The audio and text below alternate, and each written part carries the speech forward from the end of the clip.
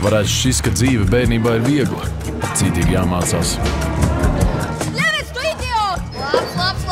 Jākrāj kabatas nauda. Jāklausās pārmetumos. Pārunāt, uzvedību. Mācies un spēlē saksofonu. Vakarā pārbaudīšu. Tas ir līdz brīdim, kad nonāc tādās ziepēs, no kurām izkļūt var jau tikai pieaugušais. Stop! Uz kurieni tu taisies? Pie sociālā vispirms un bez piezīmes nerādies. No solnotas sākam.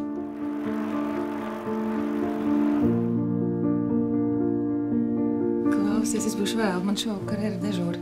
Es taču tev varu atstāt vienu, vai ne? Mierīgi. Pēter! Ew, pečka!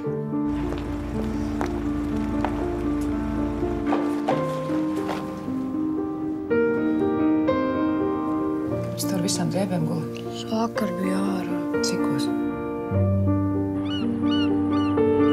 Es taču zinu, ka tu mēs nebūs. Nav nevienu.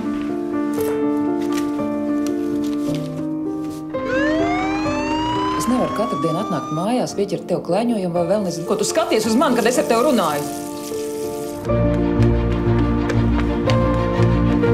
Studija Tanka piedāvā bērnības sirdsēsti un prieki, Klausies, mums vienam otru jātāv, dzirdi? draudzību un nodevību,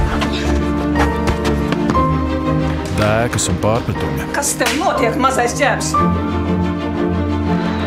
Jaunajā spēlfilmā Mamma, es tevi mīlu.